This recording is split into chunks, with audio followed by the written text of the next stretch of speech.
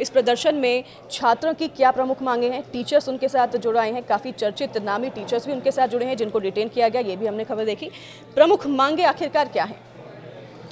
सबसे पहले तो मैम हम थैंक यू बोलना चाहेंगे चित्रा मैम आपको भी और पूरे इस न्यूज़ 18 चैनल को भी कि आज देश में जो इतने बच्चे दुखी हैं और अपनी भविष्य को लेकर के जितना आज उनको सोचना पड़ रहा है कि वो तैयारी करें या फिर इन सब प्रोटेस्ट में वो फंसे रहें, उस खराब सिस्टम को सुधारने की जिम्मेदारी टीचर्स और बच्चों के हिस्से में जो आ रही है वो उससे जूझें या फिर घर बैठ के शांति से पढ़ पाएं। तो इन सब मुद्दों को आप उठा रहे हैं तो उसके लिए हम पहले तो आप सब लोगों के लिए थैंकफुल रहेंगे हमेशा, और ये सारा स्टूडेंट्स जो आपको देखेगा ये थैंकफुल रहेगा और मीडिया पर उसका ये विश्वास है कि वो चीज़ों को, उनके हित की बातों को दिखाएंगे और आप दिखा भी रहे हैं। तो दरअसल में मैम इस विवाद का कारण क्या है कि एसएससी की परीक्षा होती है और एसएससी एक नेशन वाइड एग्ज़ाम है, मतलब ये कहें कि ग्रेजुएशन लेवल भी है इसमें एग्ज़ाम में, 10th लेवल का एग्ज़ाम भी होता है MTS, आपका 12th से भी होता है CHSL।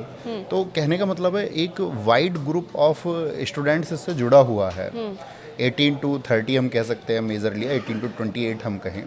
तो इस एज ग्रुप का एक बच्चा एसएससी का एग्ज़ाम देता ज़रूर है, कभी ना कभी कहीं ना कहीं वो एग्ज़ाम ज़रूर देता। अभी लास्ट टाइम पे क्या हुआ है मैम कि वो एसएससी का एग्ज़ाम कराता था TCS जी। तो TCS की जगह जिम्मेदारी दे दी गई एक लोएस्ट बिड लगाने वाली कंपनी एडिक्विटी को। ये सबसे बड़ा विवाद है। चलो ठीक है, एडिक्विटी को मिल जाता है और एडिक्विटी भी अगर उसको एक सही ढंग से मैनेज कराती परीक्षा को तो बच्चों को कोई इशू नहीं था। लेकिन हुआ क्या है, दो वजह हो गई। एक तो एडिक्विटी एक बैंड कंपनी है MP में, MP आपका टीचर्स एलिजिबिलिटी टेस्ट उसने कराया, वहाँ पर वो बैन रही। MP पटवारी के एग्ज़ाम में उस पर संदेह के प्रश्न चिन्ह रहे। तो एक तो बच्चों के दिमाग में आ गया कि हमारी जो एग्ज़ाम कंडक्ट कराने वाली कंपनी है वो एक बैन कंपनी है।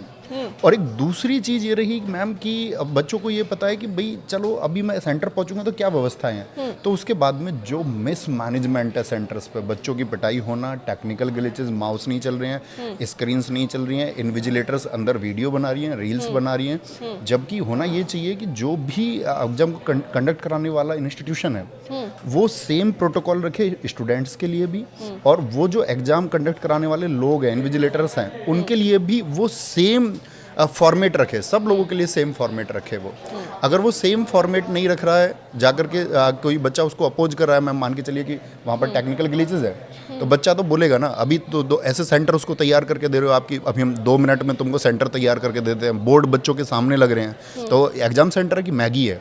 तो बच्चे ये देख रहे हैं कि यार ये हो क्या रहा है। वो उसका एग्जाम सेंटर वो डाल दिया गया है उसका 1500 किलोमीटर दूर। आप बच्चे से बेशक से 3 की जगह 5 एग्जाम सिटी सेलेक्ट करा लीजिए, लेकिन उसकी चॉइस से तो दीजिए। उस बच्चे को पता ही नहीं है कि मैं एग्जाम देने कहाँ जाऊँगा। और मैम ये हकीकत है इस देश की कि आप देखोगे तो 90% बच्चा ऐसा है जिसके पास फंड्स नहीं है। वो मतलब उसके फादर और मतलब उसकी इकोनॉमिक कंडीशंस ऐसी हैं कि अगर उसके घर में वो डेली का पैसा आएगा तो शाम को खाना बनेगा, अगर उसके घर में वो शाम को पैसा नहीं आएगा तो उसके घर खाना भी नहीं बनेगा। उस सिचुएशन में भी बच्चा उम्मीद कर रहा है कि मुझे एक सरकारी नौकरी मिलेगी। वो पढ़ रहा है, अपनी स्थिति को सुधारने के लिए काम कर रहा है, लेकिन जब वो जा कर के देखता है तो वो एकदम से त्रस्त हो जाता है। भविष्य को लेकर के उसकी सारी उम्मीदें ख़त्म हो जाती हैं, और यही एक विवाद का कारण बना कि एक एडिक्विटी को मिल जाना और साथ में एडिक्विटी की बदतर व्यवस्थाएं वहां जाकर के जो बच्चों ने फेस की हैं उनके साथ में जो दुर्व्यवहार हुआ बिल्कुल है। बिल्कुल आप सही कह रहे हैं। और ये जानकारी हमारे साथ भी है कि कई छात्र जो हैं वो परीक्षा केंद्र पर जब पहुंचते हैं तो उसके बाद उन्हें पता चलता है कि परीक्षा रद्द कर दी गई है। उन्हें पहले से ये जानकारी ही नहीं होती कि परीक्षा रद्द कर दी गई है। तो छात्रों का ये भी एक आरोप है कि वो इतना पैसा खर्च करके पहुंचते हैं, इतना समय बर्बाद करके वो पहुंचते हैं और वहां जाकर पता चलता है कि सेंटर पर परीक्षा रद्द कर दी गई है। कुछ जगहों पर ये भी आरोप है कि सिस्टम क्रैश हो जाते हैं, कहीं पर कंप्यूटर्स ख़राब हैं, तो अगर कंप्यूटर्स चल रहे हैं तो माउस नहीं चल रहे हैं, माउस चल रहे हैं तो वो सिस्टम क्रैश कर जाता है। तो इन सभी अनियमितताओं के कारण छात्रों के जो मेंटल पीस है वो डिस्टर्ब होते हैं, क्योंकि छात्र एग्ज़ाम देने आ रहा है और एग्ज़ाम शुरू होने से पहले ही अगर इतनी सारी प्रॉब्लम्स को फेस करना पड़ रहा है छात्रों को, तो ये एक काफ़ी बड़ी डिफ़ॉल्ट की तरह पर सामने आ रही है। और आपने एडुकेटी के जिसका नाम लिया एजेंसी का, वो कंडक्ट करा रही है अभी, वो शायद से डिफ़ॉल्टर में भी है सरकार की तरफ से। तो छात्र जो हैं मांग कर रहे हैं, प्रमुख मांगे हैं, उनमें शायद से एक मांग ये भी है जो मैं आप ही से जानना चाहूँगी कि ये जो एजेंसी है इससे वापस लिया जाए टेंडर और टीसीएस के पास शायद वापस दिया जाए। ये छात्र मांग कर रहे हैं और इनके साथ कुछ टीचर्स भी हैं जिन्हें भी डिटेन किया गया था जब कल वो प्रदर्शन करने के लिए पहुँचे थे।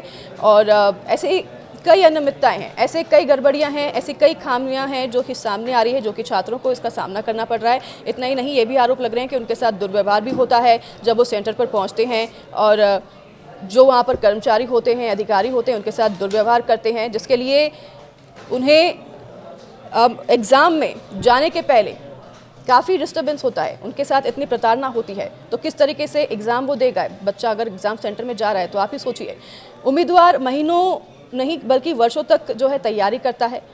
किसी ने कोचिंग छोड़ी होती है, किसी ने नौकरी छोड़ी होती है, किसी ने घर परिवार से दूर रहकर तैयारी की होती है और केवल एक उम्मीद पर कि मेहनत रंग लाएगी। लेकिन जब परीक्षा देने पहुंचते हैं तो वहाँ पे उन्हें सिर्फ निराशा मिलती है सर। और जब आवाज़ उठा रहे हैं तो उन पर लाठीचार्ज किया जा रहा है, डिटेन किया जा रहा है। तो ये सब बातें सामने आ रही हैं जो कि काफ़ी निराशाजनक है। हाल ही में एसएससी फेस 13 की परीक्षा में भी कई गड़बड़ियाँ हुई थी जिसके बारे में भी छात्र कह रहे हैं बार बार। आप क्या इस पे कहना चाहेंगे? अभी जो फिलहाल अनियमितता हुई हैं, जुलाई से लेकर अगस्त तक जो एग्ज़ाम हुए हैं, परीक्षा हुई हैं, ये भी एक बड़ा मुद्दा है छात्रों का। वो कह रहे हैं कि ये अनियमितताएं हुई हैं और पूरी तरीके से इफ़ेक्ट कर रही है ये उनके रिजल्ट पर भी। जी, इसमें मैम ये हुआ था, अभी सिलेक्शन पोस्ट हुआ एक आपका एग्ज़ाम, तो उसी के बाद में ये सब चीज़ें उजागर हुई कि कैसे बच्चों के भविष्य के साथ में खेलने का काम किया जा रहा है। क्योंकि बच्चों ने वो सेंटर पे जाकर के देखी सारी अनियमितताएं कि भाई क्या इरेगुलरिटीज़ है यार, हमारा फ्यूचर इस तरह से ऐसी एक कंपनी के हाथ में कैसे दिया जा सकता है। उसके बाद में बच्चों के अंदर ये रोष प्रकट उन्होंने करना शुरू किया सोशल मीडिया पे। उन्होंने एक दिन आपका ट्विटर पे भी इसको ट्रेंड कराया और पिछले कल भी ये ट्विटर पे टॉप 4 कैटेगरीज में ट्रेंड था एसएससी के रिफॉर्म्स को लेकर के। तो इसमें क्या था कि मैम बच्चे को अपनी प्रिपरेशन के लिए बहुत टाइम चाहिए, लेकिन उस टाइम को हम लोगों ने ध्यान में रखा कि हम लोग उनको पढ़ाते हैं तो उन सब लोगों की भावनाएं हमारे साथ में कि हमारे टीचर्स हैं और ये लोग रिनोन लोग हैं, ये लोग हमारे लिए बातें कर लेंगे। और वही बातें करने हम सब टीचर्स, पूरे देश भर से टीचर्स कल आया कि डीओपीटी हम लोग जाएंगे और वहाँ जाकर के डीओपीटी मिनिस्टर से सब लोग अपनी बातें रखेंगे। एक डेलीगेशन जाएगा, उसमें कुछ लिमिटेड लोग जाएंगे। तो उन्होंने कहा कि अभी थोड़ी देर में आपका मीट कराते हैं और उसके बाद में एकदम से पुलिस आकर के वहाँ लाठियों से पीटना शुरू कर देती है सबको और वहाँ स्टैम्पेड की एक कंडीशन बन गई, भगदड़ हो गई। वीडियो भी सामने आया हाँ, है शायद। पूरी सब सोशल मीडिया पे है कल का सब वीडियोज।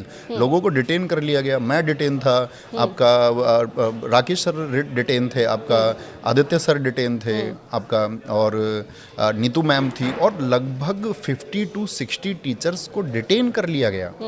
और उनको डिटेन करके पूरी दिल्ली में कम से कम 6 घंटे आपका हमारे साथ में फीमेल्स भी थी, मैम्स भी थी, लेकिन कहीं कोई बस को नहीं रोका गया। वॉशरूम जैसी सिचुएशंस के लिए उन सब लोगों को फाइट करना पड़ रहा है, रिक्वेस्ट करना पड़ रहा है। और उसके बाद हमको ऐसे रूम में बंद कर दिया, ना वहाँ पे कोई व्यवस्थाएं, और व्यवस्थाओं की बात नहीं है क्योंकि हम देखते हैं कि जो बच्चा हमसे पढ़ रहा है उसके पास भी व्यवस्थाएं नहीं है। तो ये एक बदलाव के लिए सब लोग गए थे कि भाई डीओपीटी में अपनी बात रखेंगे। और ऐसी क्या बात है, मतलब आप सुन लीजिए ना, हम बच्चों को इसलिए नहीं बुला रहे हैं क्योंकि मैम अभी क्या है, जस्ट स्टेनो का एग्जाम शुरू होने वाला है आपका, अभी 13 अगस्त से सीजीएल शुरू होने वाला है। तो वो बच्चा अभी अगर इधर आके अपनी एनर्जी लगा देगा तो वो अपने एग्जाम को कैसे सिक्योर कर पाएगा। कल एसएससी इस बात हुई वहाँ पर, आपका डीओपीटी में जो आपका डीओपीटी नहीं सॉरी एसएससी में डायरेक्टर थे, तो उनसे बात हुई और उन्होंने प्रॉमिस किया कि भाई चीज़ें सुधर जाएंगी। तो मतलब ऐसे कैसे विश्वास कर लिया जाए चीज़ें सुधर जाएंगी। एसएससी हमेशा से प्रॉमिस करती है कि भाई चीज़ें सुधर जाएंगी और आज तक नहीं सुधरी हैं, और ऊपर से आप एक ख़राब वेंडर को दे देंगे। तो इसमें मैम हम ये चाहते हैं कि एक तो ये आपका एडुक्यूटी जो है बैन हो, और जब आपका साथ में ये आप इसके अलावा टीसीएस को या तो लेके आएँ, या टीसीएस के अलावा अगर ये चाहते हैं तो एक इन हाउस अपना सॉफ्टवेयर डेवलप कर सकते हैं। देश के पास उतने संसाधन होने चाहिए कि उसके बच्चों के भविष्य को सुरक्षित करने के लिए अगर हमें कुछ इन्वेस्टमेंट्स करने पड़ रहे हैं तो हमको करने चाहिए। तो एक मांग तो ये है मैम, और दूसरी मांग ये है कि एक एग्ज़ाम में सबसे बड़ा इशू क्या है, रॉन्ग क्वेश्चंस का।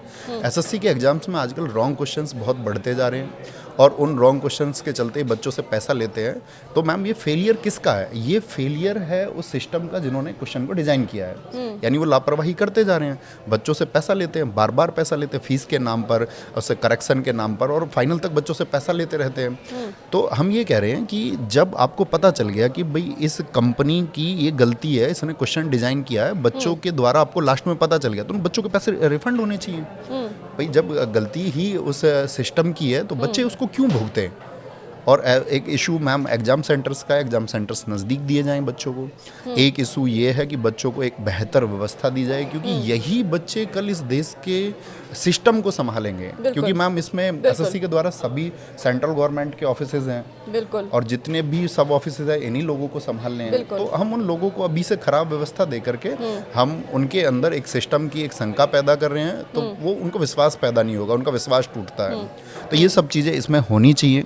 टेक्निकल जितनी भी चीज़ें हैं, आपका माउस से लेकर के, आपका कीबोर्ड से लेकर के, सिस्टम से लेकर के, विजिबिलिटी से लेकर के, और ऐसा भी हुआ अभी तो एडिक्विटी जो एग्ज़ाम करा रही है मैम, उसमें 4 ऑप्शंस है, तो एक ऑप्शन हाईलाइट होके आ रहा है, तो कोई बच्चा क्या समझेगा यार हाईलाइट होके जा रहा है यही आंसर है। और इतने क्वेश्चंस रिपीट कर दिए जा रहे हैं। अभी 24 को एग्ज़ाम हुआ, उसके सारे क्वेश्चंस नेक्स्ट डे में रिपीट कर दिए गए, 70% पेपर रिपीट कर दिया गया।